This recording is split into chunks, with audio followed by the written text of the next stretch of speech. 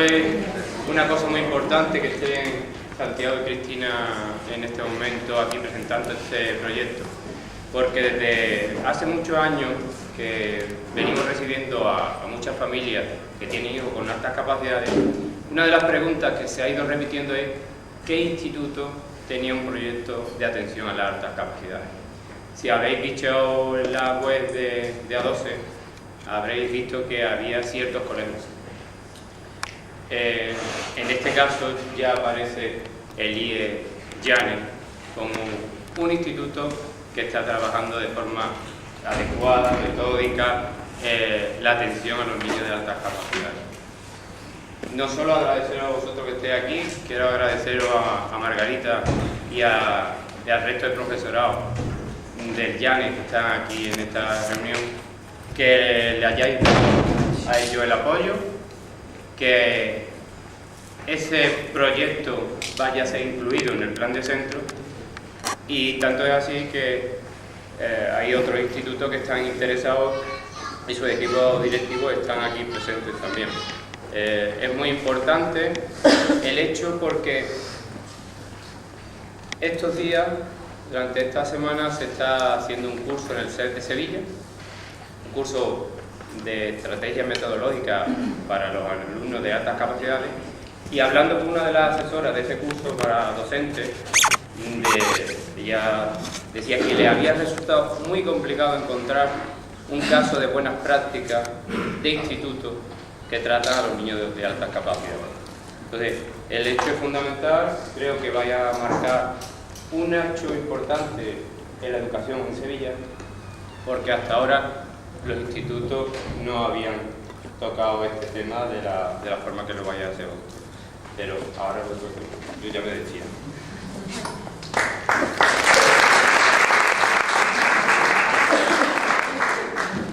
Bueno, pues muchas gracias, José, por esa presentación, por darle la palabra, por haber organizado este acto, haber conseguido que llegase tanta gente.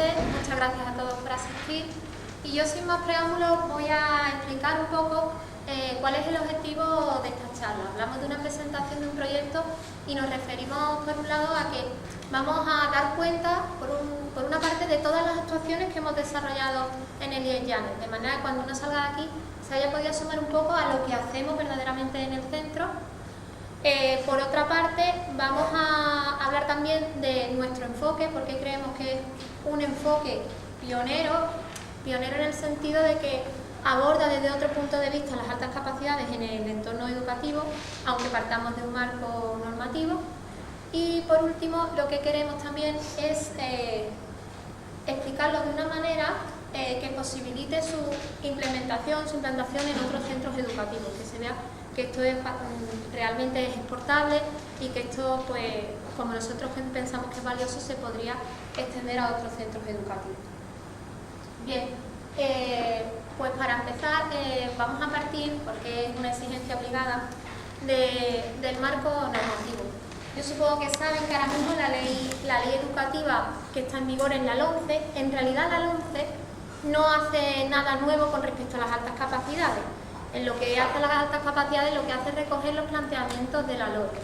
Sin embargo, la LOMCE, en su exposición de motivos, ¿no?, que es la motivación inicial que tienen las leyes, en las que explican con qué filosofía nacen, habla de que las instituciones educativas están al servicio del desarrollo de los alumnos, pero del desarrollo no solo intelectual, sino del desarrollo social, emocional y personal.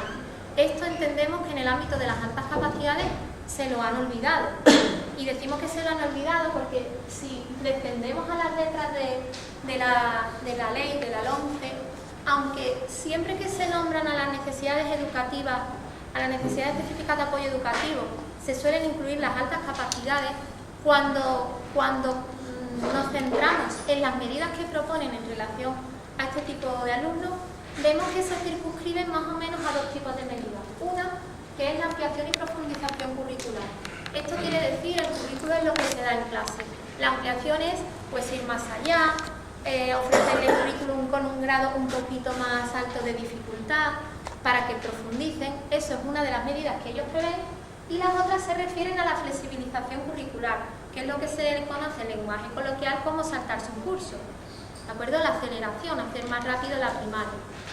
Estos dos tipos de medidas, que por supuesto no decimos en ningún momento que estén mal, nosotros consideramos que no dan respuesta a todo el abanico de problemas que supone tener altas capacidades. Porque tener altas capacidades es tener también una forma peculiar de desenvolverse, una manera de interpretar la realidad distinta, y estas personas tienen unas peculiaridades que exigen un tratamiento que vaya más allá del meramente curricular. ¿Por qué? Porque vamos a ver que este alumnado, paradójicamente, y lo que para la gente es un poco contradictorio, se enfrenta a problemas de fracaso escolar, ansiedad, depresión, aunque en inglés tener altas capacidades se diga gifted, que es pues como que tienes un don, un superpoder, ¿no? Ese superpoder resulta que luego tiene ahí un lado oscuro con el que hay que lidiar. Entonces, ¿qué ocurre? Que la filosofía que subyace en la normativa atiende a un mito sobre las altas capacidades, que es que el alumno de altas capacidades es un alumno que se adapta perfectamente, que tiene éxito y que va a acabar consiguiendo grandes metas en su vida. Cuando el alumno de altas capacidades es una persona normal, con una serie de ámbitos de su personalidad que tiene que desarrollar, que los vamos a analizar en esta charla un poco, y bueno, que desborda desde luego esa única visión que además, como decimos, es un mito, no se corresponde con la realidad. En los estudios recientes se apartan de este paradigma de las altas capacidades como el éxito educativo. Lo que pasa es que si el alumno de altas capacidades no responde a este perfil preconcebido, incluso vamos a dudar de su diagnóstico, como ahora veremos. Cuando nosotros decidimos en el instituto a principio de curso dedicarnos a lo que se llama en el Seneca PECAI, que es el programa de enriquecimiento, fijaros ya que el nombre, enriquecimiento curricular para alumnos con altas capacidades intelectuales. El enfoque todo es curricular. Parece que lo que hay que hacer es procurarles pues, que estudien un poquito más allá del currículum, o ofrecerles capacidades, o sea, oportunidades que van más allá, porque como que se les queda corta la escuela, es lo único que tienen previsto. Entonces, nosotros nos damos de bruces con la realidad de nuestro instituto. Nuestra realidad se acerca cuando nosotros conocemos al alumnado que tiene en nuestro instituto el diagnóstico de altas capacidades. Resulta que no encaja con este cliché, que no encaje con esta definición mítica de las altas capacidades, sino que es un alumnado que tiene una serie de problemas, dificultades y necesidades educativas como prevé la ley, pero que se refieren a problemas en la relación con los demás, han sufrido algún episodio de acoso escolar, ansiedad, muchas veces también incrementada por la etiqueta de altas capacidades, que supone un peso, parece que uno va a defraudar a los demás, o que los demás se van a reír de él porque no sacan las notas que debería sacar si es que él está listo. Otros problemas de tipo conflictos en el aula, no solo ya con los compañeros, sino incluso con los profesores, debido a su intensidad. Van a tener un comportamiento que se va a identificar como disruptivo porque son muy intensos, ellos necesitan participar, decir lo que se les ha ocurrido. A veces los demás van a decir, pero es que esto que está aportando no viene ni a cuento. O lo van a identificar como un alarde que hace este alumno. Este alumno no lo hace en ese sentido. Todos estos problemas no les daba respuesta a la normativa y eran los que nosotros realmente teníamos en nuestro centro. De hecho, en nuestro centro teníamos muy pocos alumnos, solo 4, y solo uno de ellos encajaba con una persona con un éxito escolar claro. Es decir, solo una persona era, como quien dice, la primera de su clase. Y encima teníamos que esta persona también nos decía, oye, nos lo dijo muy claro al principio, si lo que vais a hacer es ponerme más tareas, yo llevo haciendo doble tarea muchos años, eso no me interesa a mí ya. Como diciendo, cuidado, que yo para hacer el doble, porque hago lo otro muy rápido, yo no me meto en este proyecto. Así que, ¿qué ocurría? Que nosotros teníamos, por un lado, la realidad de ese alumnado. Por otro lado, conocimos también la realidad de las familias, porque lo primero que organizamos fue una reunión inicial con ellos. para saber sus demandas y sobre todo también para completar la información, porque cuando decimos que un alumno ha sido diagnosticado, pues en el departamento de orientación obra una serie de documentación sobre ese niño o sobre esa niña, pero al final son unas líneas de diagnóstico. Una tal, se le diagnostica esto en este curso, se le acelera en este curso, pero no tenemos, ahí nos falta muchísima información para comprender a esas personas. Nos reunimos con las familias, entonces las familias nos plantean una serie nueva de demandas, como de repente parece que no están tan interesados por el propio itinerario que llevan sus hijos, no estaban tan interesados en el tema curricular cuanto en que para los alumnos fuera efectivo lo que decíamos de la LOMCE, ese desarrollo personal y emocional. Ellos estaban interesados en que sus hijos, como cualquier otro padre, yo soy madre, que fueran felices, que estuvieran adaptados, que tuvieran habilidades sociales, que estuvieran bien en el centro, que no les supusiera un problema las altas capacidades. Además hay que tener en cuenta que no estamos con esto olvidando el rendimiento escolar, claro que es importante y para su autoestima y para todo en la vida, pero que parece un paso previo el tener ese ajuste personal y emocional antes que obtener el rendimiento escolar. Si falta ese ajuste, a ver cómo nos vamos a lidiar con las obligaciones escolares y vamos a sacar esas buenas notas que se esperan. Entonces los padres nos transmiten esto, también nos cuentan cómo han sido sus experiencias con las aceleraciones de curso, que a veces han sido buenas, otras parece que no han supuesto tampoco una diferencia significativa y alguna que otra pues no había sido tan buena la experiencia de la aceleración, ¿no? También nos cuentan lo que ha sido el peso de la etiqueta y vemos además y constatamos que muchas familias han tenido que recurrir a apoyo fuera de la escuela, que tenemos que recordar que nuestra escuela se define como inclusiva, tiene que dar respuesta a todos los alumnos. Entonces resulta que a mí me hacen este diagnóstico, pero que yo la ayuda la tengo que buscar fuera, me tengo que asociar para que haya interés por este tema, tengo que acudir a profesionales privados, como psicólogos, lo que haya falta, por supuesto, los padres, las familias, lo que hace falta lo hacen por sus hijos. Pero estas demandas nos las plantean los padres. Y por último, para completar esta visión de lo que había en el instituto nuestro, o podía haber en cualquier otro instituto, en la que ya era llamativa porque no teníamos ese éxito escolar, no coincidían los alumnos que hubiera podido uno esperar, que tenían buenas notas, con los que estaban diagnosticados altas capacidades.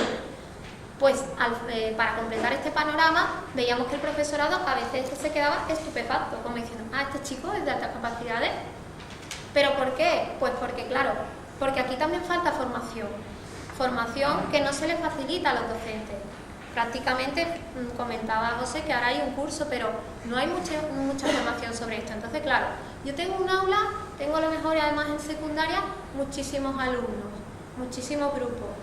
Yo hago unas pruebas, unos exámenes y sacan una serie de notas. Entonces yo a este chico me cuesta mucho localizarlo como altas capacidades. Además, como no sé qué es altas capacidades, muchos comportamientos los identifico como disruptivos, como hostiles, como comportamientos que se deben a una falta de disciplina, a lo mejor que no tiene en su casa. Entonces, los compañeros pues estaban, por una parte, un poco despistados, algunos, no todos, pero sobre todo veíamos que en nuestro instituto hay grandes profesionales de la enseñanza que tú decías, pero este compañero es un crack, es muy bueno dando clases, se preocupa por sus alumnos, y sin embargo de este tema pues no lo tenía a lo mejor tan claro porque no le habían ofrecido oportunidad para formarse. La prueba de ello, luego lo veremos, es que cuando en el instituto se ha implantado esto, el interés de los compañeros ha sido máximo y hemos podido a partir de aquí identificar a muchos niños. Pero bueno. Y luego, por otra parte, todo este problema ¿a qué llevaba? Pues a que las pocas medidas que había en la normativa no se adoptaban. ¿Por qué no se adoptaban? Porque eran curriculares. Entonces, si yo tengo un chico o una chica que no llega a aprobar mi asignatura, ¿cómo yo le voy a mandar profundizar? ¿Cómo le voy a mandar ampliación? Y luego, si yo tengo a la parte de alumnado que sí tenía éxito, que era minoritaria, si no tiene motivación para ir más allá, tampoco tengo que hacer nada. Entonces, el profesor, que además se ve siempre acuciado por el gran número que tiene de alumnos, por otros alumnos que presentan unas necesidades educativas que son más patentes a simple vista o que parece que lo van dejando detrás, pues estos alumnos quedan relegados, porque al final este alumno de lo que se entera en clase, aunque no tenga hábitos de estudio, aunque le cueste algunas cosas, medio que va sacando la cabeza, y entonces pues estaba un poco desamparado, estaba un poco aquietado.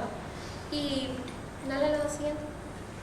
Y tengo que comentar también que otra cosa llamativa del panorama que había en nuestro centro era que los alumnos no estaban diagnosticados. Si pensamos en un centro que tiene más de 1.100 alumnos, tener solo a 4 alumnos diagnosticados, como era nuestro caso, pues es un número que no cuadra, pero bajo ningún concepto, con la parte de la población que se sabe que tiene altas capacidades. Aquí, si os fijáis, según la descripción de altas capacidades que manejemos, el tanto por ciento de población que tiene altas capacidades varía. Pero es que incluso si nos pusiéramos en la hipótesis más restrictiva, más conservadora, la que exige mayores requisitos para considerar a alguien altas capacidades, estaríamos hablando de un 2,28% del alumnado, que en nuestro instituto pues serían unos 30 alumnos. Eso con el criterio más restrictivo, que no hay que olvidar que el criterio que utilizar en Andalucía no es tan restrictivo, en torno a un 10%. Con lo cual ahí, imagínate si tendríamos que tener alumnos diagnosticados. Entonces, esos alumnos eran invisibles en parte porque por este mito. Y porque, bueno, también tampoco hay medios, en primaria pues las cribas no son las que deberían de ser, pero bueno, como eso es un poco ajeno a nuestro trabajo, no vamos a entrar ahí. Y ahora vamos a ver cómo el trabajo en el instituto ha hecho que hayamos identificado nuevos alumnos, ¿no? Y ya para cerrar esta primera introducción, en la que hemos hablado un poco del contexto con el que surge el proyecto, hay que tener en cuenta que habíamos identificado ya 3 problemas fundamentales. Uno, que había que acabar con los falsos mitos. En segundo lugar, que necesitábamos el marco curricular desbordarlo un poco y dar una atención más amplia. Y tercero, encontrar un enfoque que diera respuesta, unas actividades que dieran respuesta, un encaje a esta verdadera concepción. Como chocaba frontalmente con los presupuestos de los que parte la normativa, nosotros nos hemos, bueno, mi compañero sobre todo está a tope con el tema, nos hemos documentado, hemos estudiado, y ahora lo que va a plantear es un poco las bases teóricas de lo que es nuestro proyecto. Pero esta parte creo que puede ser de mucho interés para las personas que tienen hijos de altas capacidades, incluso para ellos mismos, porque aquí vamos a abordar algunos aspectos básicos sobre los rasgos que creo que son muy importantes y que creo que sin ellos además no se puede ni tratar ni trabajar con las altas capacidades.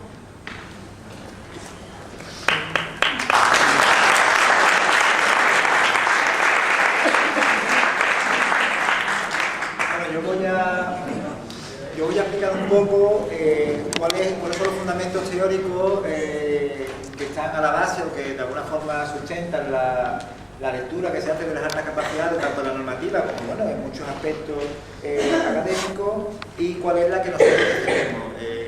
Este proyecto no surge de una especie de impulso interno, bueno, a mí me hubiera gustado, me hubiera pasado esto, así que lo voy a poner en práctica, no, sino que tiene un sustrato científico y académico respecto de las altas capacidades, respecto de cómo se definen, cuál es la manera idónea o la idoneidad para definirlas. Hay cierta discrepancia en el escenario académico, no hay unanimidad respecto de cuál es el plano sobre el que tenemos que definirlas, ¿no? Hay 2 planos fundamentales, ¿no?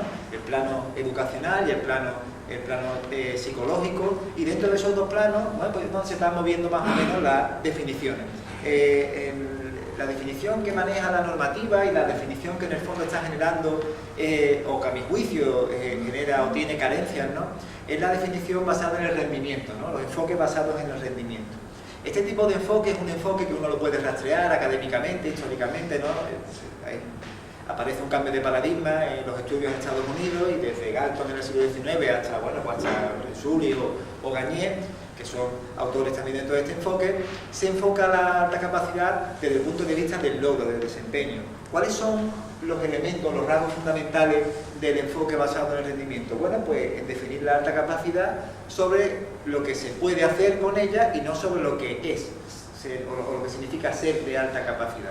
Se analiza más bien, o se trata de categorizar cuáles son las habilidades intelectuales, las capacidades intelectuales, algunas las categorizan con más cositas, otras con menos cositas, los posibles talentos que uno pueda tener, y todo el esfuerzo y todo el objetivo final, el telo final, es encontrar cuáles son las cristalizaciones propias de esas habilidades y sobre todo explotarlas, ¿no? Explotarlas y aprovecharlas. Entonces, prácticamente este tipo de enfoque acaba generando la idea de que un alumno de alta capacidad es un niño con un potencial brutal para hacer determinadas cosas que se suponen que son genialidades o productos de altísima calidad, y la sociedad se ve con, de alguna manera, la obligación de aprovecharlos, exprimirlos al máximo, aprovechar esa capacidad y punto, ¿no? ¿Cuáles son, a mi juicio, bueno, a mi juicio y al de unos cuantos expertos, digo a mi juicio para pareja esto del flequillo voy a hacerlo más veces, ¿vale? Digo por si... ¿Vale? ¿Cuáles son los problemas, a mi juicio? ¿Cuáles son los problemas, a mi juicio, de este enfoque que ya los ha comentado de alguna manera Cristina? El primero es que al enfocarte en el desempeño, al enfocarte en el producto, todo el tratamiento que tú haces de la alta capacidad es única y exclusivamente, como ha dicho Cristina, curricular. Claro, si tú lo que quieres es aprovechar a un alumno que tiene unas habilidades especiales para hacer cosas, lo que tú quieres es explotarlo. Entonces primero tienes que detectar en qué es bueno. Por ejemplo, yo qué sé, tengo un alumno de alta capacidad y el niño es un fenómeno en matemáticas, ¿no? El niño de repente, tú le pones la ecuación de segundo grado y la criatura es como Gauss, ¿no? Le pones una suma de un montón de números y el chiquillo ahí saca de repente ahí una ecuación en su mente y lo hace. Pues ya está, pues este niño lo que hace es cogerlo, meterlo en un programa y que el niño haga matemáticas hasta que explote el niño, hasta que el niño ya prácticamente sea un máquina, que no está mal, que a lo mejor el niño es súper feliz haciendo las matemáticas y desarrollando ese talento. Pero ¿cuál es el problema? El problema es que invisibilizas a todos aquellos que de alguna u otra forma o bien no son productivos con sus talentos o bien tienen otra serie de problemas, pasan de ser recibidos por el instituto, etc. La base de ese problema, o el principal problema a mi juicio también, y aquí puede que haya bastante discrepancia, es en la concepción propia de lo que es la alta capacidad. Los enfoques de rendimiento, al menos los que a mi modo de ver son, tienen carencia, tienen una concepción de la alta capacidad dinámica. ¿A qué me refiero con dinámica? Me refiero a que es una idea de la alta capacidad como de algo que se puede ir transformando en el tiempo y que se puede perder, se puede ganar, etc. Entonces, el ejemplo es como el del atleta. El niño de alta capacidad es como un atleta que tiene unas condiciones genéticas alucinantes, ¿no? Es un niño que puede ser como Usain Bolt, que corre mucho, pero claro, si se harta de fosquito, se harta de caracola, aquí desayunado, ¿no? Porque si no esto va a ser duro, de tostada con aceite y el niño se pone ya más flojo, no tiene músculo, no entrena, pues ya se le ha desaparecido su alta capacidad, ¿no? Ya no puede, ya antes era bueno, ahora ya no, o sea que ya no hay ningún problema. Este niño ya se invisibiliza, ya no hace falta que lo tratemos, ya ha perdido ese punto que tenía, ese punch, y ya no tiene ningún problema más, ya de repente se ha convertido en un niño normal. Ustedes son padres, ¿no? Yo soy una persona de altas capacidades y ustedes saben que sus hijos no responden a ese perfil. Tu hijo no, porque saca un 5 en matemáticas, no deja de tener toda su movida, ¿no? Sus problemas, etcétera. Eso no desaparece. Pero en este tipo de enfoque se considera que sí, que el talento se pierde o incluso que se gana. Otro de los problemas, como digo, de ese tipo de invisibilización no es ya solo el hecho de que ese alumno con alta capacidad, de que no rinde en el centro, de repente ya pase al banquillo, sino que además te impide ver los que tienen altas capacidades, los que tienen un montón de problemas, pero que no cumplen con ese perfil. Claro, tú ves a un niño, nosotros lo tenemos en el centro, ¿no? Y los compañeros te dicen, pero vamos, este niño es altas capacidades seguro, en matemática me ha sacado un niño, un 3, el niño no es capaz de, el niño tú le pones inglés, el niño no hace el genitivo sajón ese, el niño en historia un día te saca un 9 porque es muy bueno y otro día el niño tema de la revolución rusa no lo ve bien, etcétera. Entonces invisibiliza o incapacita al docente y, bueno, y a su entorno para verlo, porque como espera eso, pues dice, bueno, pues a lo mejor es que este niño sería diagnosticado de alta capacidad de a lo mejor en primaria, pero luego ya en secundaria el niño se despista un poquito y ya se les han quitado. Bien, por último también, dentro de los problemas que yo veo, a juicio, ¿vale?, en el enfoque del rendimiento, es que de alguna u otra forma alimenta el falso mito.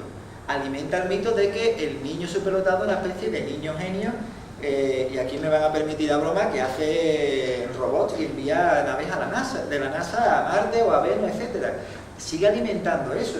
Parece como que los profesores o los centros tienen que buscar solo a ese niño que efectivamente un niño de altas capacidades puede desarrollar, puede ser un genio. Ahí tenemos a Terence Tao, que a mí es que me gustan mucho las matemáticas y muchas cosas, ¿no? Que es un fenómeno y hace cosas alucinantes, pero también tenemos a otra serie de superdotados que llevan vidas normales y no tienen que descubrir la ley de la gravedad para que alguien los considere alta capacidad, ¿no? Como digo, el principal problema es enfocarse en la productividad y olvidarse de cómo piensa, cómo siente y cómo experimenta la realidad un niño de alta capacidad.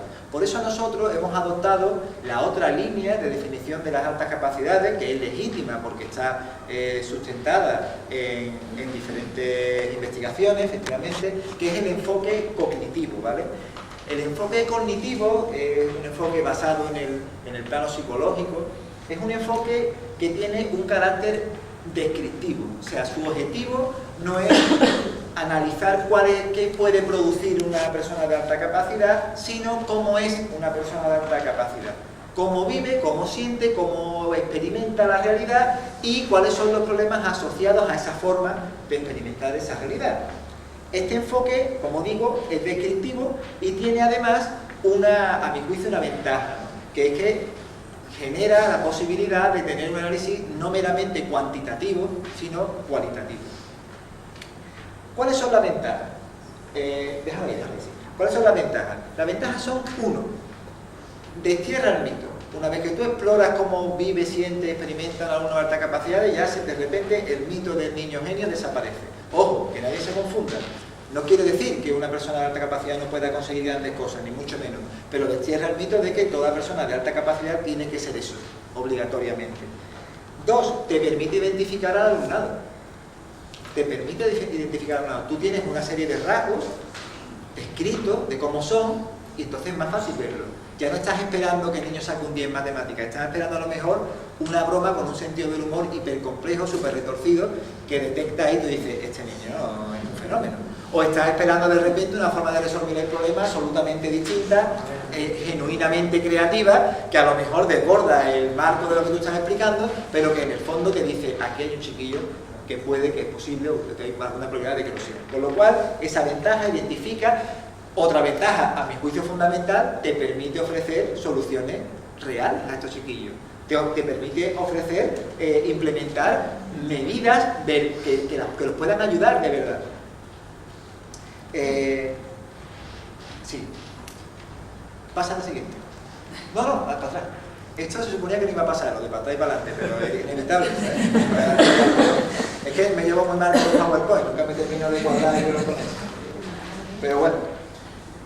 Bien, dentro del enfoque cognitivo nosotros hemos utilizado diferentes rasgos extraídos de diferentes estudios de profesionales que de alguna manera investigan dentro de esta línea, ¿no? Y que a lo mejor probablemente algunos conozcan, ¿no? En mi caso, pues bueno, me he documentado mucho porque me interesa personalmente, pero mis referentes son autoras como Linda K. Silverman, que probablemente las conocerán, o Leta Hollingworth, que es una autora de principios del siglo XX que hizo un trabajo prácticamente pionero dentro del estudio de la alta capacidad, y recientemente también trabajos como los de Ítaca Gross, etcétera, ¿no? Que luego comentaré. ¿Cuáles son los rasgos que dentro del enfoque cognitivo posee un alumno de alta capacidad? El primero es el procesamiento de la realidad desde un punto de vista mucho más complejo. Es decir, un alumno superdotado, digo superdotado de altas capacidades, ustedes me disculpan porque yo lo digo así de una forma mezclada. Un alumno de alta capacidad percibe la realidad siempre de una forma muy compleja y muy interconectada. Por ejemplo, yo ahora mismo estoy pendiente de lo que estoy diciendo, de las ideas que tengo de matemáticas, porque he estado repasando esta mañana un tema que tengo de álgebra que me trae un poco loco de invariantes. Estoy con la idea con las luces que nos están quedando, estoy mirándolos a ustedes y estoy pensando en qué están pensando, etcétera, y cuáles son sus sentimientos, etcétera, etcétera. Todo eso lo llevo yo en la cabeza. Igual que el alumno de alta capacidad. El alumno de alta capacidad está en la clase y no está atendiendo únicamente exclusivamente lo que está diciendo el profesor, está sintiéndolo todo, está bulliendo en su cabeza de una manera hipercompleja. Segundo rasgo importante que hay que tener en cuenta, la autoconciencia. Una conciencia, aquí lo ponemos, una conciencia inusual, una autoconciencia inusual. El alumnado de alta capacidad, al menos en estos estudios, denota o muestra una conciencia de sí mismo y del entorno muy temprana y muy agudizada. Y esto genera, por defecto, conflictos y problemas relacionados con su percepción de la identidad, de lo que es el mismo, de lo que son los demás, etc. Yo he tenido con mis alumnos del proyecto conversaciones auténticamente muy potentes sobre qué es la conciencia, qué es la identidad y demás, que me encantan, ¿no? Y que a mí, por ejemplo, de pequeño me perturbaban y era lo que realmente me interesaba comprender. Mucho más, por ejemplo, a lo mejor que quién inventó la máquina de vapor, que seguramente más tarde, más temprano, lo iba a acabar sabiendo, ¿no? Después una sensación de alienación. Una sensación de alienación, sensación de ser un extraño, en dos niveles. Primero, con los demás. Un alumno que tiene un desarrollo cognitivo muy avanzado para su edad, de repente se siente un extraño con los miembros con sus pares. El niño está en una clase con 5 años y el niño está con unas ideas en la cabeza, con unos problemas y con una percepción de las relaciones que no tiene nada que ver con la que tienen sus compañeros. Y entonces se percibe como un extraño. Y la gente dice, bueno, pues normal, se percibe como un extraño, él se encierra en su mundo. No, amigo, eso no es así. Si fuera así no había ningún problema. Cuando te haces mayor ya te quitan los problemas. Te dicen, bueno, ya estamos en el mundo adulto, ya somos todos, ya no hemos llegado a todo el mismo punto, ¿no? Tenemos todos los mismos problemas, etc. No funciona así.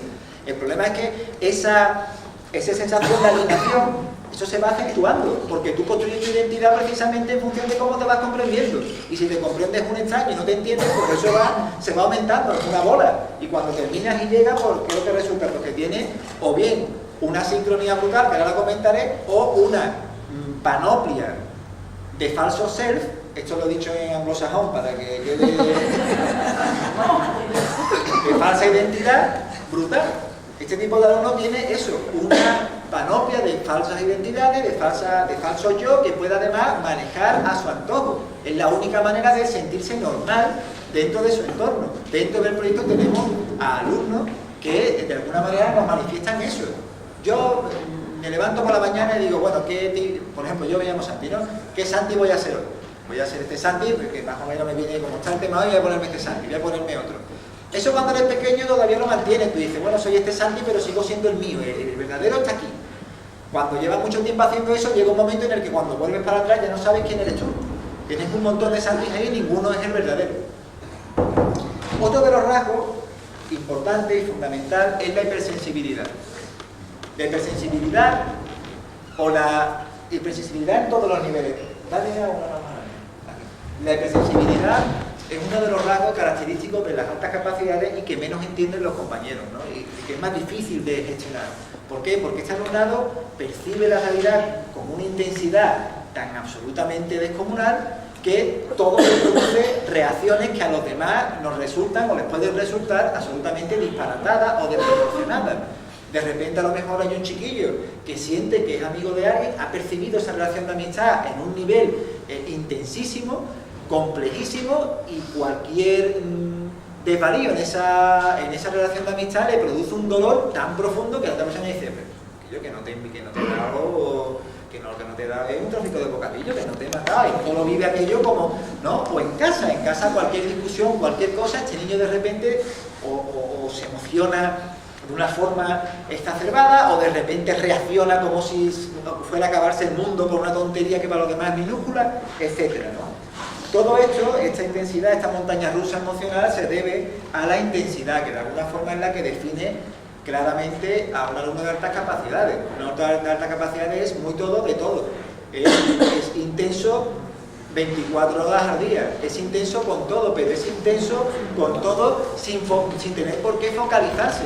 Un alumno de alta capacidad, en los grados que nosotros manejamos, puede emocionarse mucho y querer saber mucho de historia un día, y esa semana el niño ha leído todas las páginas web que hay de historia, se ha leído todos los libros de historia, ha hecho 3 doctorados de historia, llega a casa y el niño está hablándote de historia que parece niño, cállate que estoy viendo las noticias, tú estás comiendo del frío y te está el niño porque la bomba, no sé qué, no sé cuánto. Pero de repente el niño dice, bueno, ahora me voy a poner a ver cómo se monta, por ejemplo, cómo funciona la luz del foco. Y ahora el niño está con la luz del foco y ya está intensísimo con la luz del foco. Y si el niño de repente le han enseñado un cuadro y el niño está emocionado con el cuadro, el niño se vuelve intenso con el cuadro, ya no hay quien para el niño con el cuadro, y el cuadro y los colores, papá, porque ha visto esto, o una película, le pone la película, y me estoy poniendo intenso yo. Así, ya. Información de servicio. ¿Vale? Disculpad un momento. Los niños que terminan ahora habilidades sociales, no os preocuparos por ellos, se van a ocupar ya alguien, a monitores que tenemos, alguien que se ocupan de ellos, lo tenéis que saber. Gracias por relajarme.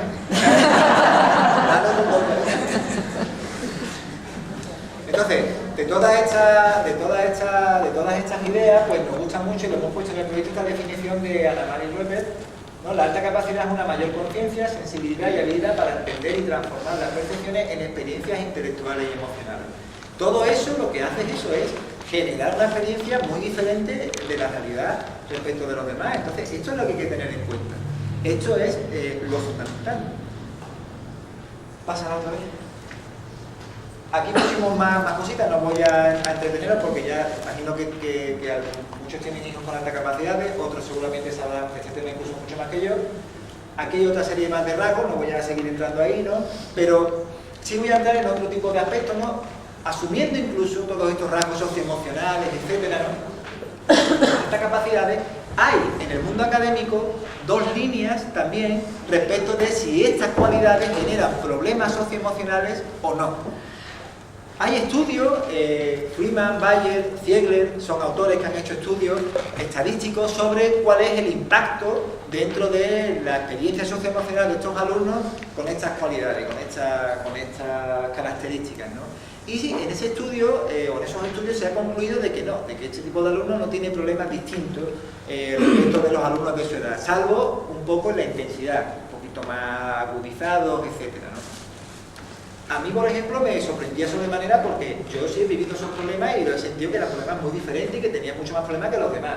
Entonces, nosotros partimos no de esos estudios, sino de estudios que obviamente han criticado estos anteriores y que han mostrado el sesgo por el cual se llegaban a esas conclusiones, que son los estudios longitudinales, en concreto el de Ítaca Gross. Un estudio longitudinal, por si alguien de la sala no lo sabe o está utilizando ese lenguaje técnico, es un estudio que se hace durante muchos años. En el caso de Ítaca Gross, no recuerdo exactamente, son 20 o 30 años de investigación, igual que los de Beta Hollywood, igual 20 o 30 años de analizar, de ver, de ir comprobando día a día con qué es lo que ocurre con estos alumnos. Y ese estudio, por ejemplo, el de Gross, señalaba cómo los estudios que dicen que los alumnos de alta capacidad no tienen problemas socioemocionales diferentes, era un estudio sesgado. Si tú haces ese estudio con alumnos que están bien integrados, que tienen familias que los motivan, que tienen familias que de alguna u otra forma les dan apoyo, van a un montón de asociaciones, que están felices, porque claro que no te va a salir ningún problema.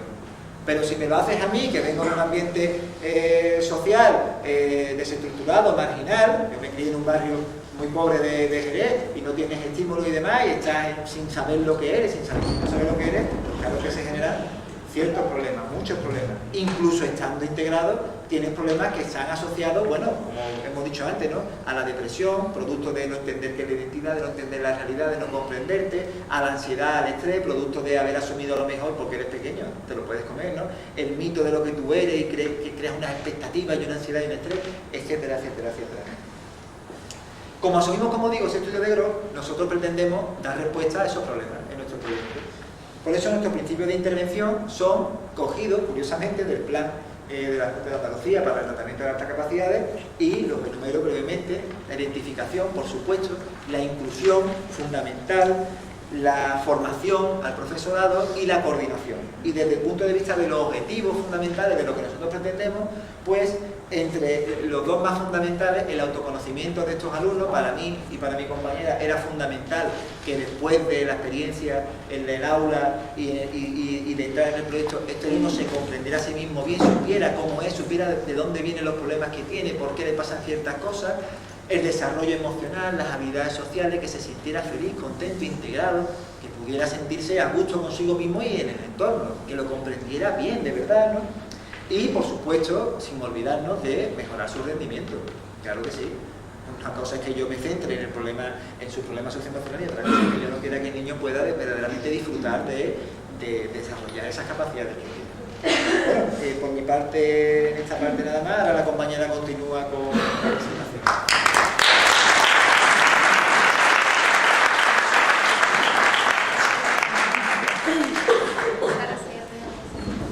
Bueno, como cualquier actividad educativa, nosotros entendemos que es una actividad cooperativa, la de tratar las altas capacidades. Entonces, hemos colaborado pues, con todos los agentes implicados, hemos empezado colaborando con las familias y hemos visto que en una reunión inicial procuramos detectar qué demandaban las familias, qué necesitaban sus hijos, que concretamente son las personas con las que trabajamos. Y también hemos comentado bueno, pues que estas familias pues, tenían una historia ya de discapacidades, ¿no? Ellos habían tenido una vivencia. Hay que tener también en cuenta que incluso niños y niñas que cuando son pequeños las altas capacidades las llevan mejor, al final de la primaria empiezan a aparecer a veces problemas y en la secundaria también, porque en la secundaria se trabaja de otra manera, a lo mejor el modo en que estos niños se valían en la escuela para sacar notas más brillantes ya no les sirve en secundaria, porque hay que tener ya también algún cierto hábito de estudio, de organización. Bueno, pues toda esta información no hace falta de las familias, pero decíamos que teníamos esas familias que venían ya con una historia de altas capacidades, pero también a nosotros se nos han ido uniendo familias a lo largo del curso. ¿Por qué? Porque como hemos querido solucionar este problema del infradiagnóstico, que además, por lo menos en nuestro entorno, afecta incluso más a las mujeres que a los hombres en las altas capacidades, porque la mujer sobre nosotras pesa también un peso social, agradar, gustar, estamos a lo mejor un poco más constreñidas. Muchas veces la respuesta adaptativa de las niñas con altas capacidades es pasar desapercibida, entonces controlan más esa intensidad, la inhiben y entonces a veces dificultan aún más en su caso que sea identificada como altas capacidades.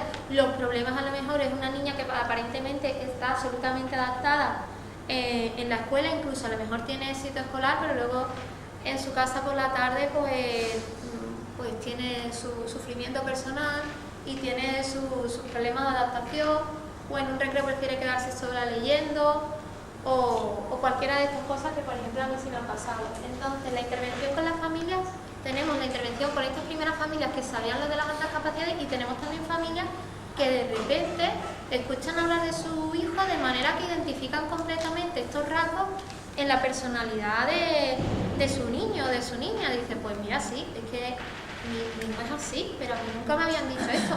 Al revés, me habían dicho pues que a lo mejor me habían dicho hasta incluso lo contrario, o nunca nadie se había planteado si necesitaba ayuda en este aspecto, o lo que sea. También coincide la secundaria con la época de la preadolescencia y la adolescencia, que es una época complicada, entonces a veces también termina de camuflar estos rasgos.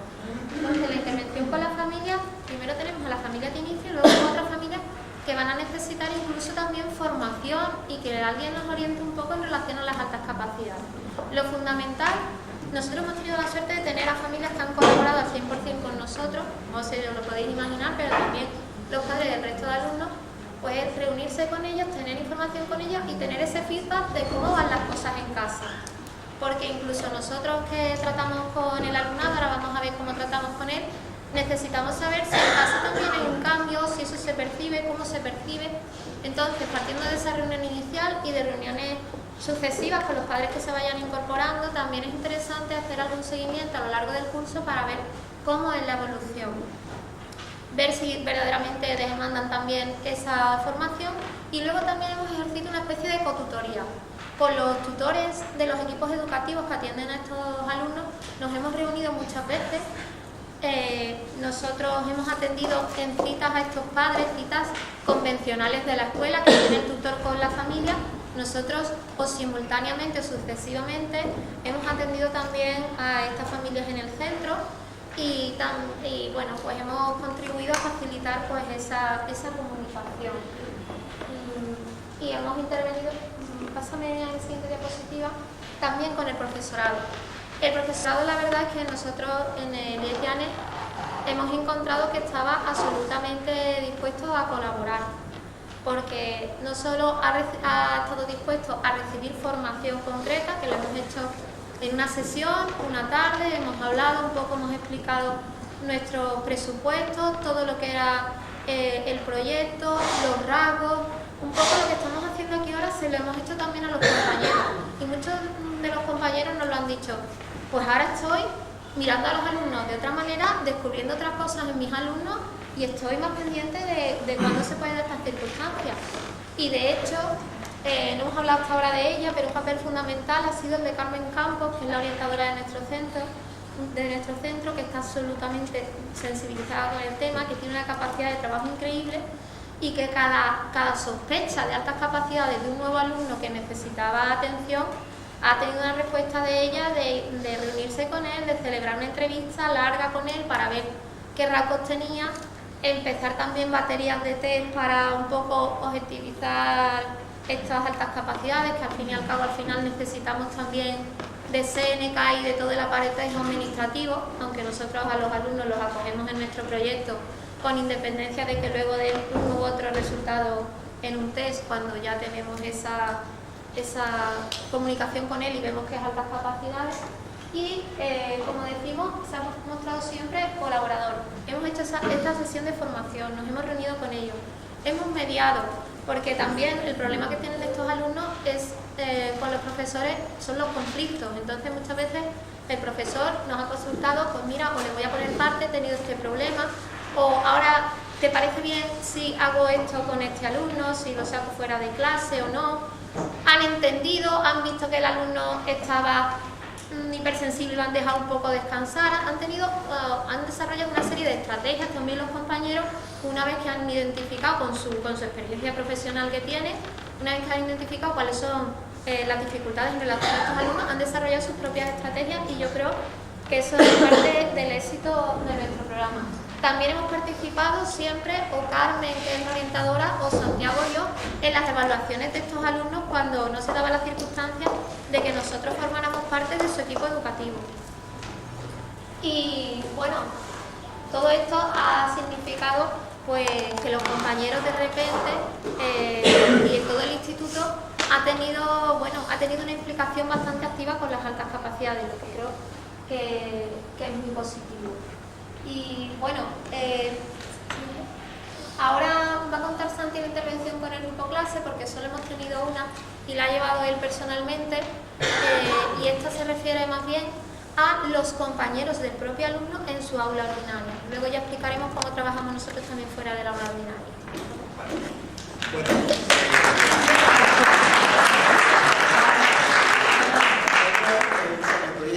Hemos puesto, como ha dicho Cristina, una serie de intervenciones con la familia, con el profesorado para formarlo, para dotarlo de herramientas, y también tenemos este tipo de intervenciones, que es con el grupo clase. Cuando hacemos esta intervención, en este caso eso lo hemos hecho muy bien una, este tipo de intervención es cuando se detecta en el aula que el niño, el alumnado con altas capacidades está o bien siendo acosado o se intuye que puede haber cierto acoso, o se intuye que puede haber cierto aislamiento en la clase, o se han detectado comportamientos que de alguna manera atentan contra este chico. Entonces nosotros programamos la intervención con el grupo clase. ¿En qué consiste esta intervención? Esta intervención la lleva uno de los profesores que esté a cargo del programa junto con la orientadora. En este caso la llevé yo.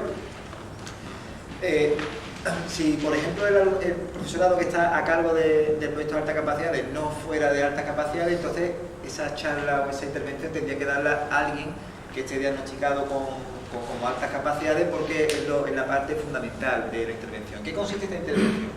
Está dividida en 4 fases, ¿vale? La primera fase es una fase en la que el que va a dar la charla, en este caso fui yo, se presenta como altas capacidades. Es importante que se presente como eso para que primero el alumnado, sobre todo que sea un adulto, que el alumnado entienda que la persona que va a explicar la charla no simplemente va a dar una serie de informaciones, sino que va a hablar en primera persona de su experiencia personal, y lo que explica es cuáles han sido sus vivencias personales en el instituto, en el centro cuando era pequeño, que de alguna manera son parecidas, o intuimos que son parecidas a las del alumno que tiene el problema. De esta manera conseguimos que el alumnado, uno, visualice qué puede estar pasando dentro del alumno de alta capacidad que está en su clase, ¿no? Y que de alguna forma se sensibilice porque tiene delante un adulto que le está explicando. Yo cuando tenía 10 años, 11 años, sufría esto en el instituto, nadie me entendía por esto y por lo otro. Luego, dentro de la segunda fase, dentro de esa charla que le damos al grupo, pues se explican los rasgos que de alguna manera están a la base de los comportamientos que han podido causar el problema. Por ejemplo, yo soy muy nervioso, ya lo habéis comprobado, y soy muy intenso. Entonces, por ejemplo, yo sí he tenido muchos problemas en el instituto, me expulsaban o entendían que yo era muy pesado porque a lo mejor había una cosa, yo quería preguntar, yo quería conectar, yo quería profundizar, me mandaban a callar, yo no entendía por qué me mandaban a callar, me parecía una insolencia que me mandaran a callar porque el tema era tan profundo que yo no entendía cómo se podía seguir por otro derrotero sin especificar eso. Aquí mis compañeros ya está el prepotente siempre igual, yo ya me ponía como una moto, no merecéis la pena, me va a decir. Entonces, es importante que los alumnos entiendan que su compañero, cuando a lo mejor hace tiene un comportamiento mucho, no es que no sean inevitables, pero hasta que no los trabaja, pueden ser para él inevitables, irrefrenables. Entonces, se les explica, se les desmitifica la imagen de la alta capacidad, ¿no? Se les explica que la alta capacidad no es un niño que estudia lengua y lo aprende todo, que estudia matemáticas y lo aprende todo, que puede suspender, que puede sacar 3, que puede sacar 9, etc. Evita de esa manera la amenaza que sienten muchos compañeros cuando se enteran de que un alumno es de alta capacidad y demás, ¿no? Entonces esas dos primeras fases son, como digo, informativas, ¿no? Y tienen este componente personal que yo creo que impacta bastante. Y luego 2 fases que ya la lleva el orientador o la orientadora, en este caso la llevó nuestra compañera Carmen, ¿no? Que es una especie como de puesta en común, ¿no? Se le pide a la clase que le explique al alumno de alta capacidad cuál es el problema que tiene con él, qué cosas le molesta y demás, porque es muy importante que nuestro alumnado no sienta que la etiqueta de alta capacidad te salva de todo y eres como un cascarón de huevos, no se le puede tocar, sino que el resto te dice lo que le molesta, qué cosas le parecen mal, qué cosas le han molestado, para que el alumno de alta capacidad también perciba y sepa, empiece a gestionar ese autocontrol muchas veces que necesita. Y después el alumno de alta capacidad efectivamente explica a los demás cómo se siente él, qué cosas ha hecho él sin esa intención, etc. Esa puesta en común, como digo, la tiene que llevar la orientadora, que está mucho más versada en este tipo de cosas, ¿no? Para que aquello no sea una especie como de fiscalización y demás. Y por último, en la última fase de esta intervención, se firman, entre comillas, no unos acuerdos, se generan unos compromisos dentro de la clase, unos compromisos de convivencia. Nosotros hicimos esta intervención en un caso concreto y estuvimos, viendo un poco el proceso y la verdad es que fue bastante positivo. De repente el alumnado veía cómo sus compañeros ya entendían algunas cosas. A ver, no es la panacea, ¿vale? Aquí no somos tontos, o sea, es complicado, pero ese grado de repente que los alumnos entendieran que tú muchas veces podías estar un poquito más intenso y lo dejaran un poco eso de lado, que de repente tú entendieras que a lo mejor esta 5ª o 10ª pregunta sobre lo mismo iba a molestar a los demás hacia que te controlaras, que los demás vieran normal que tú podías suspender asignaturas, que te costaran algunas asignaturas, ¿no? Y no fueran a machacarte. Tú no eres súper dotado, pues cómo no sabes las matemáticas, y tú allí diciendo, ¿verdad? ¿Por qué no las sé? Etcétera. Todo eso funcionó. Entonces, este tipo de intervención es el que hacemos con el grupo clase. ¿Cuándo se repite? Bueno, pues en cualquier escenario donde se prevea, como digo, acoso, aislamiento, etcétera. ¿Tú vienes a la siguiente? Ya me quedo de que... Ahora vamos a ver cómo funciona. Esto es una intervención concreta para casos concretos en los que detectamos que hay que hacer esa intervención, pero en general nosotros funcionamos a 2 niveles. Lo propone así la normativa, pero no lo propone así la normativa, mejor dicho. La normativa piensa que estos alumnos pueden ser tratados todo el tiempo en el aula ordinaria. Nosotros, con respecto al aula ordinaria, lo que hacemos es que facilitamos al profesorado que ha acudido voluntariamente a la sesión de formación algunas pautas para desarrollar actividades que puedan interesar a estos alumnos. Estos alumnos, pues obviamente, si se cansa un alumno normal por un alumno superdotado o de altas capacidades, está harto de ver un texto y unas preguntas relativas al texto, que sabe exactamente que esa pregunta se contesta con lo que pone justo encima, de hacer problemas mecánicos que se repiten una vez tras otra. Eso le desmotiva, pues, francamente. Entonces nosotros en el aula ordinaria lo que hacemos es a nuestros compañeros, que son los especialistas en sus disciplinas, le facilitamos ideas para que para que enfoquen de otra materia las actividades que le puedan proponer a este alumnado, ¿no? Para que les den oportunidades para desarrollar un pensamiento a un nivel más sofisticado, ¿no?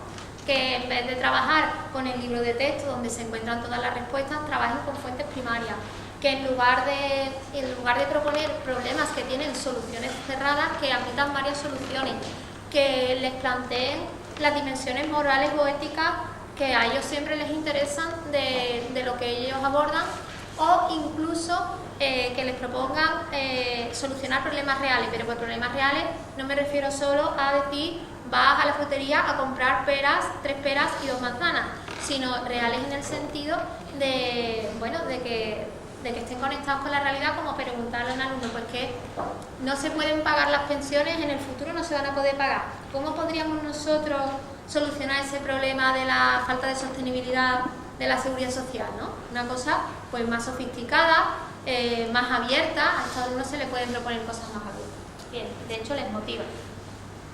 Eso por la parte del aula ordinaria. Pero el asunto es que los mismos estudios que ha citado Santiago llegan a conclusiones, los longitudinales, los que han seguido a esas personas durante 30 años, esas mismas personas, han descubierto y han puesto de manifiesto que a estas personas les beneficia estar en contacto con personas como ellos.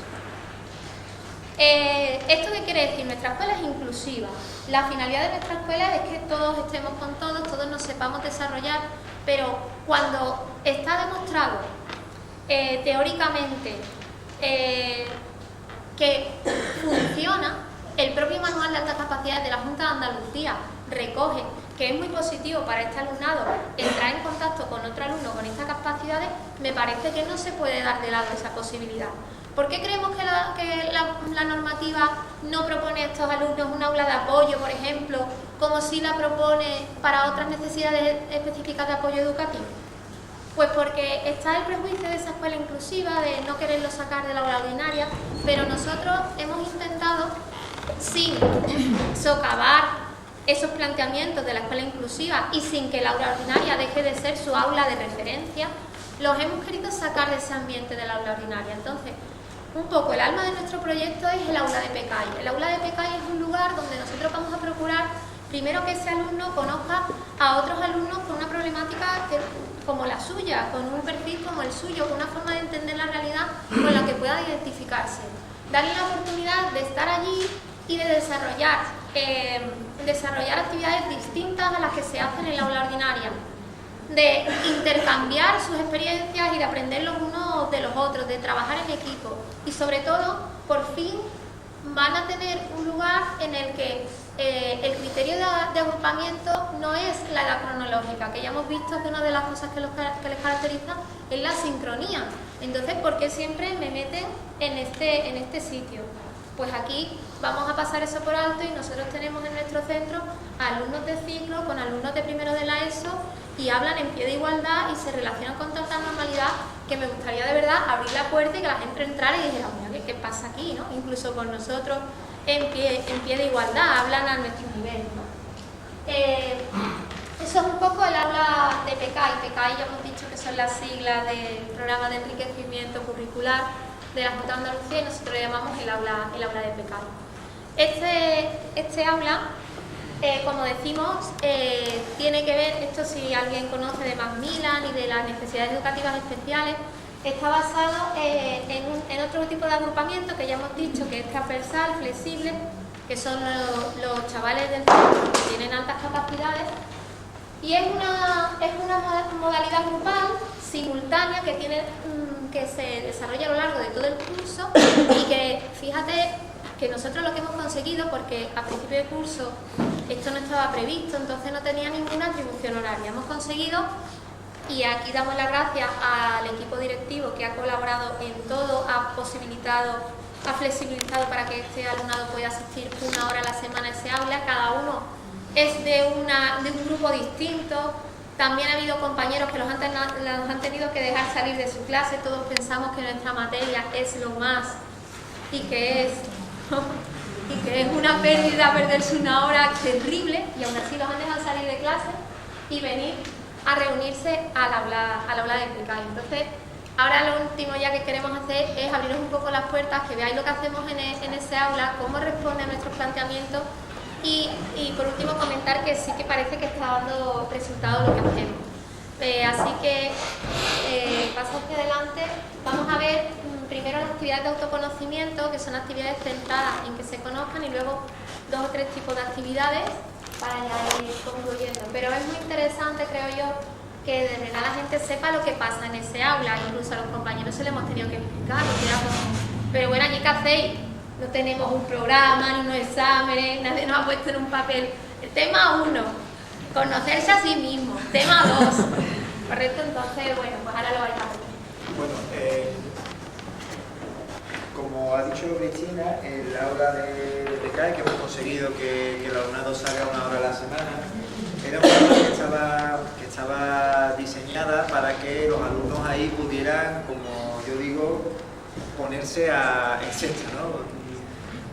Desarrollar su intensidad al nivel que quisieran, conocerse a sí mismos, no estar coartados por un resultado final, por una especie de producto final, ¿no? Nosotros ya hemos visto otros proyectos y todos los proyectos eran siempre lo mismo, ¿no? Bueno, nos metemos a 2 alumnos de alta capacidad de ir a un sitio y ahora de ahí tiene que salir algo al final, no sé, yo qué sé, por algún experimento o algo, ¿no? Nosotros hacemos una serie de actividades aquí. La primera y la que yo creo que es fundamental es una especie, así claro, ¿no?, de terapia de grupo. Nosotros, al principio, los primeros que estábamos allí, los diagnosticados, nos sentábamos y nos presentábamos contándonos toda nuestra historia, sin límite de tiempo y sin orden ninguno. Empezábamos los más adultos con un sentido, eso sí. Yo, por ejemplo, cuento mi historia, explico pues cuando me enteré de que era altas capacidades, las cosas que me han pasado, cómo vivía en mi infancia, todos los problemas que he tenido en la adolescencia, las cosas que me han salido muy bien, ¿no? Todos son problemas, obviamente. Y esto servía, 1, para que yo pudiera hablar de mí mismo con total tranquilidad y con total libertad, y 2, para que los alumnos escucharan también desde un adulto cómo eras. Algunos tú los veías que se sentían identificados con cosas que ya le estaban pasando a ellos, que ellos vieran cómo yo había gestionado determinadas cosas, que te pudieran ver como una referencia y tú decías, bueno, pues mira, pues a esta persona le pasó esto y luego hacía estas otras cosas, que sintiera esa sensación extraña, ¿no?, de igualdad, de decir, coño, lo que dice soy yo, ¿no? Luego los diferentes alumnos, porque como digo, tenemos alumnos de todos los niveles, ¿no?, pues se iban presentando y contándonos, ¿no? Algunos al principio se abrían un poco más, otros un poco menos, pero poco a poco iban descubriendo que estaban entre iguales, que estaban con gente que no los veía raro, que si tú cuentas una cosa no se sentían extraños, y entonces se animaban y contaban prácticamente, bueno, pues con toda su vida, ¿no? Esa primera actividad, la actividad de las presentaciones, y después otro tipo de actividad que voy a comentar también, que son las actividades de autoconocimiento, que a mi juicio han sido muy, muy interesantes, ¿no? Yo, con ellos, ¿no?, con los alumnos, hemos intentado explicarles un poco los diferentes rasgos de las altas capacidades.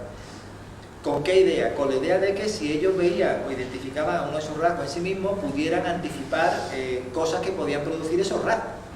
Por ejemplo, si yo les cuento del falso ser, en este caso, ¿no?, la falsa identidad y la necesidad para adaptarse de adoptar una identidad diferente y de ir poco a poco montando capas, ¿no?, pues había alumnos que te decían, pues es verdad, pues yo hay veces que me levanto y hago una cosa que no soy yo para sentirme bien. Entonces yo, por ejemplo, pues podía alertarle, ¿no?, decirle, bueno, pues cuidado porque esto llega un punto en el que después ya te pierdes ahí, ¿no? Entonces ese aula, ese momento en el que tú puedes seguir siendo tú y contarlo dentro del instituto, hace que aunque tú te pongas un traje en el instituto para adaptarte a las circunstancias de tu aula ordinaria o del recreo y demás, esa hora, en esa semana, te las puedas quitar y ahí seas tú, ¿no? Ahí sea pues Santi o Cristina o lo que sea, ¿no? Y puedas contar y puedas vivir con intensidad ese momento, ¿no? También, dentro de otros rasgos, hablábamos de los problemas asociados a esos rasgos. Por ejemplo, una sesión la dedicamos a la frustración, que es producto de la intensidad, y explicábamos cada uno cómo la gestionábamos. Por ejemplo, si yo, por ejemplo, estoy con un tema que me gusta mucho y quiero hablar todo el rato de ese tema, pues de repente siento la necesidad de hablar, y ahora resulta que mi entorno pues no me da ese feedback porque no tiene ganas, porque no puede dar ese momento, etcétera, ¿no? Entonces yo me frustro. Entonces cada uno contaba cómo gestionaba, porque era una frustración además transversal. Todo el mundo decía, ¿verdad? Me pasa eso, ¿verdad? Me pasa a mí también. Y yo estoy en mi casa y quiero hablar de esto y ya nadie habla conmigo.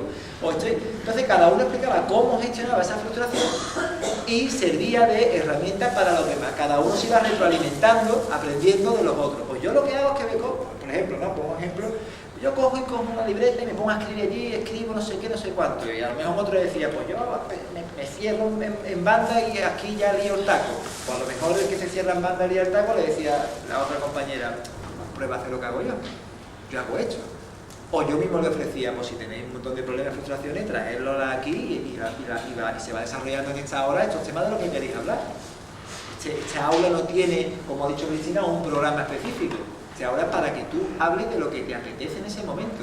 Te vas a encontrar con gente que va a estar dispuesta a hablar con esa intensidad y con esa profundidad de las cosas, ¿no?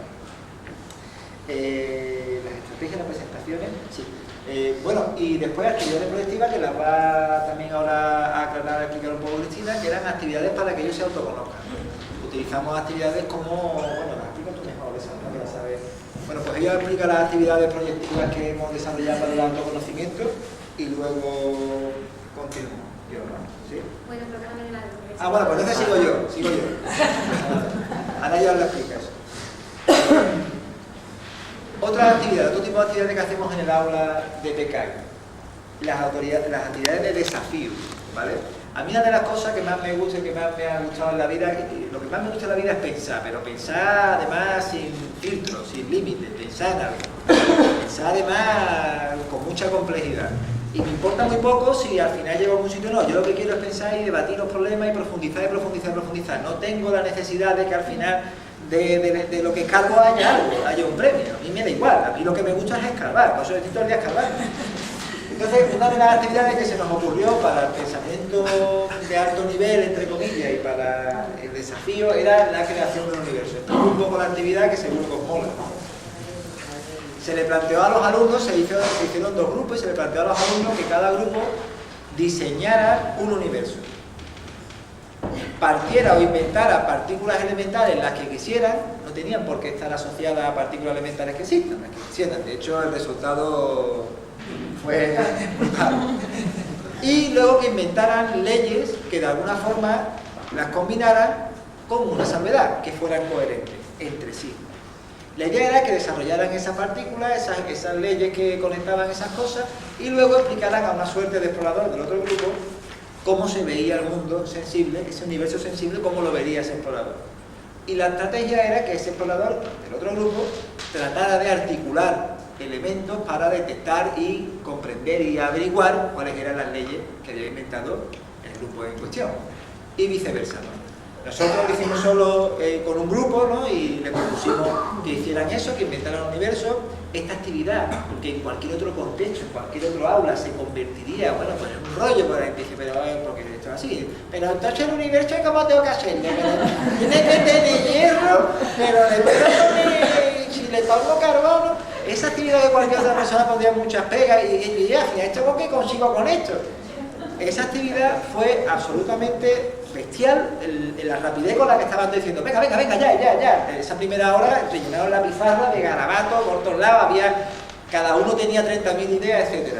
Y ese era el objetivo. Primero, que pudiera tener esa intensidad a tope, ¿no? Luego, las siguientes sesiones íbamos intentando vehicular esa fuerza inicial de tener muchas ideas para que aprendieran a trabajar en grupo, y ya interveníamos nosotros. Oye, ¿a qué habéis hecho? Al final, ellos mismos se daban cuenta, joder, hemos puesto un montón de ideas y no tenemos nada, ¿no? Venga, organizarlo, jerarquizar estas cosas, no sé cuánto. Poco a poco trabajamos esas dos cosas. Por un lado, esa posibilidad de poder desarrollar el pensamiento con libertad y divertirse en realidad, sin una finalidad última.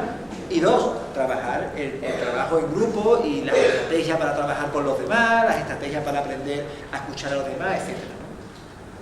Y yo creo que de ese, porque la del lenguaje no da. Bueno, lo importante era que se sintieran un poco un grupo. La creación de un grupo siempre es una tarea compleja, ¿no? Pero era fundamental para nosotros para que se pudieran nutrir unos de otros de las experiencias, de las estrategias que decía mi compañero. Entonces, hacíamos muchas actividades de grupo. Además, hemos descubierto que muchas de las cualidades que ellos tienen, que muchas veces obstaculizan otras actividades, en grupo sí nos servían. una persona que se pone muy intensa, que es muy negativo, que siempre está sacando defectos, por ejemplo, en la actividad del universo, era una persona clave porque desempeñaba un rol trabajando conjuntamente con los demás, que lo que hacía era poner de manifiesto todas las incongruencias entre las leyes. Entonces ellos se sentían útiles, aprendían una manera, pues mira, propon tú esto. Ellos se iban organizando. Entonces hemos hecho muchas dinámicas de grupo, algunas simulaciones. Yo les he llevado dinámicas incluso reales de selección de personal. Les gusta mucho pues asumir otra serie de roles. Le planteamos un problema ético que hacen en entrevistas de trabajo, en Banesto, en un montón de sitios, que yo en mi propia asignatura las trabajo, y muy curiosamente las he hecho muchas veces. A los alumnos les encanta, a los alumnos de todo tipo, y a ellos también les gustó mucho, la hicieron muy bien. Era asombroso cómo cada uno esperaba su turno, porque además ellos han ido evolucionando mucho en el trabajo en grupo, en el aula de PECAI, y han llegado a trabajar, la verdad es que muy bien como equipo. Y a mí lo que me sorprendió, y se lo comenté, es que el resto del alumnado suele llegar a unas soluciones más convencionales, ¿no? Las que se llegan en realidad en la entrevista de trabajo, y ellos llegaron a una solución completamente creativa en la que todos estuvieron de acuerdo, y que lo que ponía de manifiesto era que no se podía llegar a un acuerdo ético porque la ética de cada uno era personal. Entonces dijeron, sí, ya hemos llegado a un acuerdo, nos hemos puesto de acuerdo en que es imposible llegar a un acuerdo sobre esto. Pero antes de eso habían pasado por todos los pasos que pasa cualquier otro alumno, porque la historia es una historia muy rocambolesca y absolutamente truculenta, con un asesinato, una infidelidad, una historia truculenta más no poder, todos allí muy serios escuchando aquella patraña como si estuvieran en una entrevista de trabajo. Y la historia consiste luego en ordenar moralmente de mejor a peor persona los personajes que intervenían. Y cuando ya llevaban un rato y ya tenían el orden, uno dijo, cuidado, esto no podemos llegar aquí a un acuerdo sobre el orden moral, si cada uno entendemos, porque ya cada uno estaba poniendo sus criterios acerca de lo que era moral, ¿no? Dice, es imposible, nuestros criterios morales, estos no son matemáticas. O sea, que, en fin, estas actividades, la verdad, a ellos les gustan, creo que les sacan provecho, y hemos hecho muchas dinámicas de grupo. Hemos hecho algunas pruebas proyectivas para que se conozcan mejor. Las pruebas proyectivas, lo explico muy rápido, son pruebas psicológicas, pero no son tipo test, sino que consiste en interpretar la personalidad de alguien a través de un producto. Cuando uno hace un test, por ejemplo, el test de la revistilla, dice, ¿es usted celoso? Y pone, cuando ve a su pareja hablando con otra persona, quiere matar. Entonces tú ya sabes muy bien qué letra elegir para que te salga si eres celoso o no. Las pruebas proyectivas no son controlables, porque cuando te piden que hagas un dibujo, cuando te piden que cuentes una historia, tú ahí no sabes lo que estás enseñando de ti.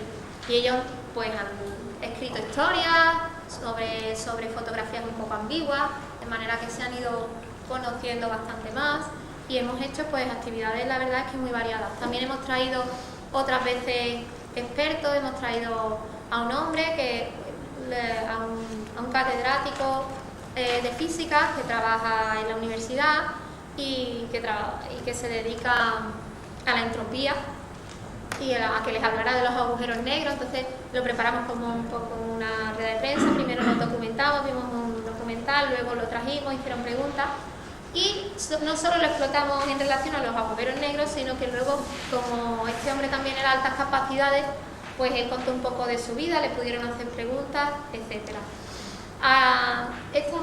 En las dinámicas de grupo nos hemos ido conociendo mucho y ha sido muy interesante, porque también tenemos alumnado mayor que tiene estas características, y que desgraciadamente en nuestro instituto el alumnado con más edad tiene problemas bastante más preocupantes, ¿no?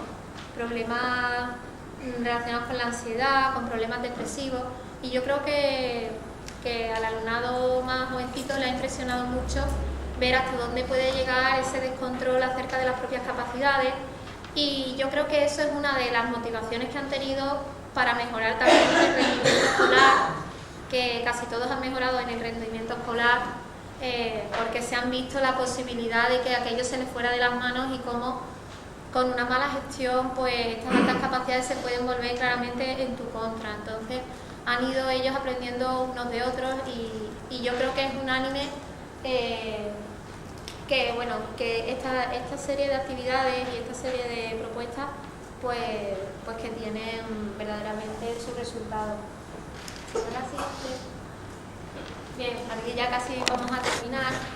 No quiero alargar más contando actividades, tenemos otro tipo de actividades. Para el curso que viene, si podemos seguir, pues también queremos hacer algunas actividades extraescolares. Lo que pasa es que ahora mismo llevarte un niño de cada clase, pues era un poquito difícil de compaginar. Bueno, el asunto de todo esto y los padres nos demandaban al principio, y una de sus preocupaciones era la continuidad de este proyecto. Este proyecto lo defendemos con tanta vehemencia, aparte de por nuestras características personales, porque verdaderamente pensamos que ha ido dando una serie de resultados. Tenemos unos casos más complicados que otros porque a esta sincronía y a esta serie de problemas personales, cuando el alumno luego ha tenido problemas en la escuela, pues bueno, pues es una tarea que requiere pues más tiempo solucionar y bueno, y que es más lenta, ¿no? Notar la evolución. Pero en general, como vamos a las evaluaciones, pues vemos como los compañeros no solo vemos los resultados que hacemos ese seguimiento de evaluación de las notas que han ido sacando los alumnos, sino que además vemos los comentarios de los compañeros. Pues mira, era muy hostil al principio, ahora tiene otra actitud, logra controlarse, yo lo noto que está mucho más integrado. O nos dicen, he pasado pues alguna prueba en la que los alumnos un sociograma y el alumno sale mucho mejor posicionado. Hay varios alumnos de su clase que lo eligen como su compañero favorito. O sea que tenemos distintos feedback que nos da, sin que haya terminado el primer curso en el que lo hemos implantado, que nos da la verdad índice de que esto está teniendo bastante éxito. De hecho, el aula de PKI es una cosa absolutamente voluntaria. Nosotros recabamos la conformidad de los padres que se van apuntando al PKI como si fuera un PEMAR o otro tipo de escolarización, pero la realidad es que es voluntaria por parte del alumnado su asistencia, que en el momento en el que quisieran dejar de acudir porque les pareciera una pérdida de tiempo, una tontería, o lo que sea hasta allí les pareciera una chorrada, pues no tendrían por qué acudir. Tenemos a todos los alumnos, pues la verdad, bastante implicados y al centro. El único problema, por ejemplo, en nuestro centro concreto es que nuestros puestos son provisionales y sabéis cómo funciona la educación, y que sobre todo que a nosotros nos gustaría que tuviese una continuidad, porque aquí quedan muchas cosas todavía que programar, que perfilar, que implementar y que ajustar para que esto realmente pues sea un programa que tenga una andadura y que ya consiga tener unas características que lo hagan fácilmente extrapolable e importable en otros centros. Entonces todavía ahí queda bastante tarea. De todas maneras, incluso en el caso en el que nosotros no consiguiéramos quedarnos, hay un compromiso muy fuerte por parte del centro.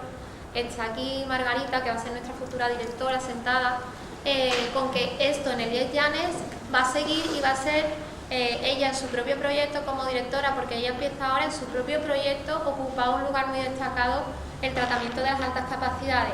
Por supuesto, figura en el proyecto de centro y en todos los documentos de centro, pero es que además existe ese compromiso, y es que además todavía estamos luchando incluso quedarnos Santiago y yo, porque bueno, pues porque tenemos ya una implicación personal con los alumnos, porque al final la enseñanza o cualquier tipo es una relación personal humana.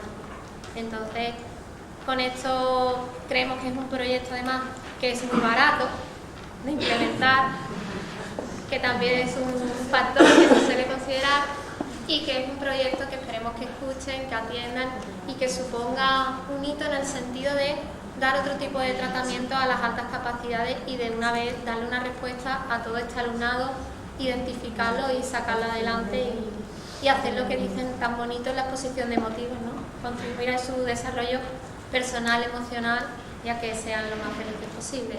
Y yo les agradezco que hayan venido, y si alguna persona tiene alguna pregunta, pues nada, encantado de atender. Bueno, pues